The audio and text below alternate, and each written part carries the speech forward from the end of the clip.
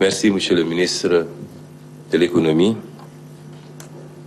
Je pense qu'il est important que tous les Sénégalais et toutes les Sénégalaises mesurent la gravité des moments que nous vivons.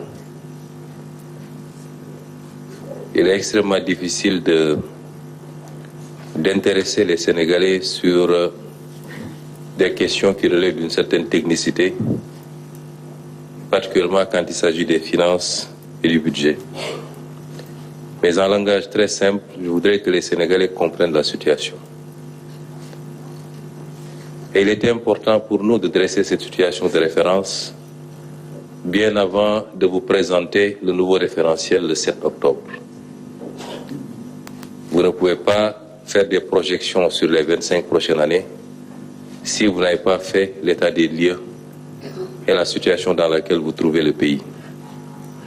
C'est d'autant plus important que, en tant qu'acteurs politiques, nous avons promis aux Sénégalais.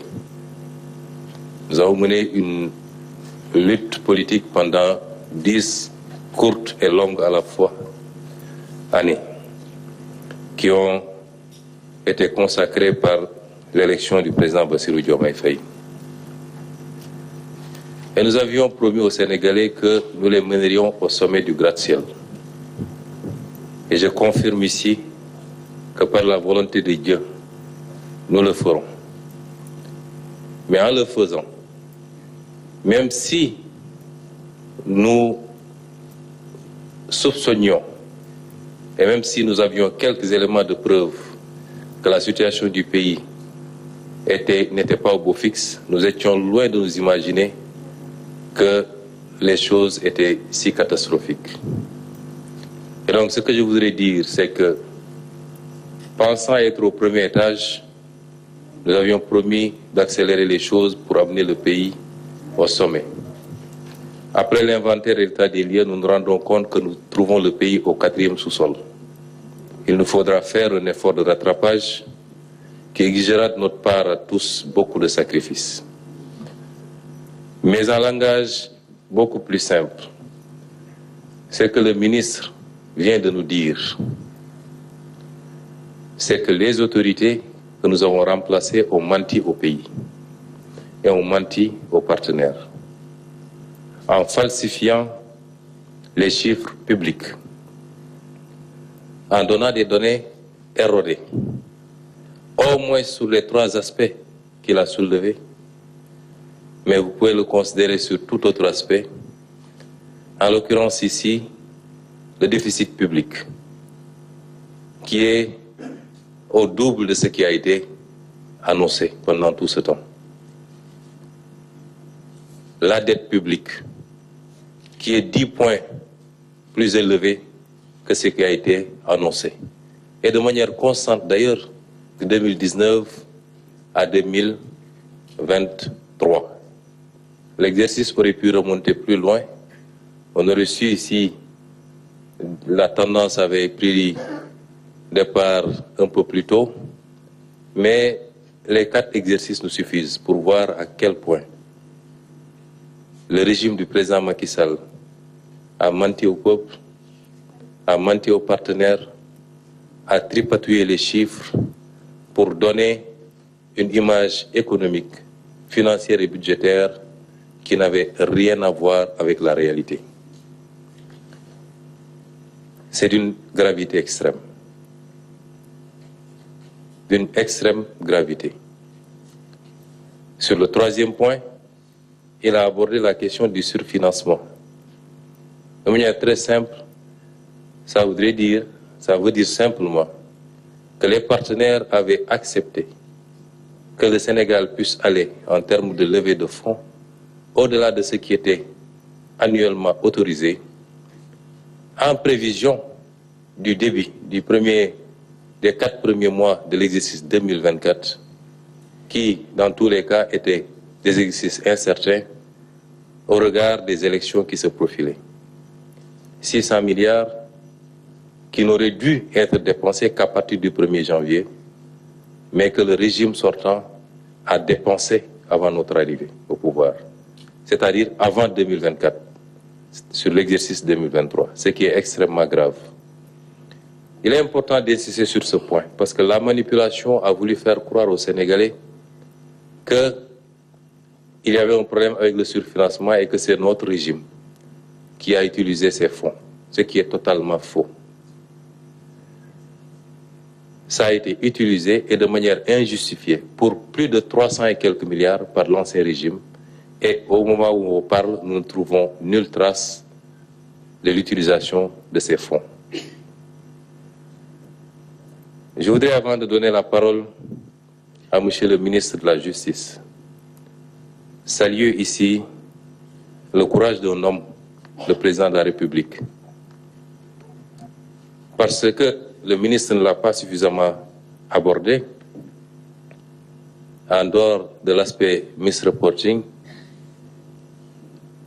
mais cet exercice auquel nous nous livrons aujourd'hui est un exercice risqué pour un État, puisqu'il peut avoir des impacts aussi bien dans nos relations avec les partenaires qu'au niveau du marché. D'autres régimes auraient préféré fermer les yeux et continuer dans la politique du bricolage et du mensonge. Quand nous avons découvert la situation, nous avons tenu des réunions en présence des ministres concernés. Des doutes subsistaient, légitimes. Et le président de la République a donné une réponse très simple. Je ne démarrerai pas ce mandat dans le mensonge, je ne le déroulerai pas dans le mensonge et je ne le terminerai pas dans le mensonge. Quelles que soient les conséquences de cette situation, je dirai la vérité au peuple sénégalais. Et je dis que Dieu aime le Sénégal. Parce que si on avait été inscrit dans la continuité, je puis vous assurer que ceux qui sont à l'origine de cette situation ne l'auraient jamais présenté tel que nous le ferons aujourd'hui. Et le peuple sénégalais aurait été rattrapé tôt ou tard par les conséquences catastrophiques. Nous avons vu énormément de pays se retrouver en situation quasiment de faillite parce que leurs élites ont préféré taire la vérité et continuer dans la manipulation. Je voudrais saluer le courage de cet homme également. Quand le Sénégal devait être programmé au FMI au mois de juillet, il a pris la décision de ne pas présenter le dossier du Sénégal et a dépêché le ministre des Finances pour aller le dire au FMI, aux États-Unis, et leur dire nous préférons ne pas avoir de décaissement plutôt que de le faire sur une base erronée et demain en subir les conséquences. Certains manipulateurs ont voulu dire aux Sénégalais que le FMI a reporté le rendez-vous parce qu'on aurait opéré des levées de fonds. C'est totalement faux. C'est à notre initiative, et seulement à notre initiative. C'est nous qui avons demandé au FMI. Et le FMI pourra démentir si ce n'est pas vrai. C'est nous qui avons envoyé, dépêché une délégation pour dire au FMI que nous préférons reporter ce rendez-vous, le temps de terminer le travail que nous étions en train de faire et de pouvoir nous présenter à lui dans des conditions qui reflètent la situation du pays. Ces précisions sont extrêmement importantes parce que nous sommes dans un pays de manipulation, de diffusion de fausses nouvelles à longueur de journée. Et sur ces questions, j'inviterai tous les Sénégalais à beaucoup plus de retenue parce qu'il s'agit de l'image du pays et de sa crédibilité à l'extérieur. C'est des questions qui relèvent à la limite de sécurité nationale. Et tout Sénégalais qui se prononce, quelle que soit la liberté dont il dispose, doit le faire sur la base de chiffres, de faits et d'informations vérifiées. Je m'en limiterai à ça. Et ces données ou ces informations qui ont été produites ne seront jamais démenties par ceux qui en sont les auteurs. Des ministres ont été présentés ici comme étant les meilleurs ministres des Finances que la République n'ait jamais connus. Le ministre Moustapha Ba, le ministre Amadou Ba, d'abord en tant que ministre et en tant que Premier ministre, et même le président de la République Macky Sall, et tout ce beau monde a menti aux Sénégalais, a menti au peuple, a menti aux partenaires, pour pouvoir simplement bénéficier de fonds et qui, j'y reviendrai après, le plus souvent ont été détournés de leur objectif. C'est une situation d'une extrême gravité qui appelle à l'exercice de situation des responsabilités, mais également la nécessité d'en tirer toutes les conséquences. C'est pourquoi je vais donner la parole à M. le ministre de la Justice, qui donnera quelques éclairages sous l'angle juridique. Monsieur le ministre, vous avez la parole. Je vous remercie, Monsieur le Premier ministre.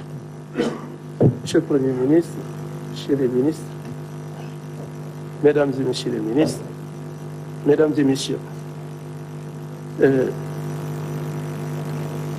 le rapport que vient de nous livrer le ministre de l'Économie, du Plan et de la Coopération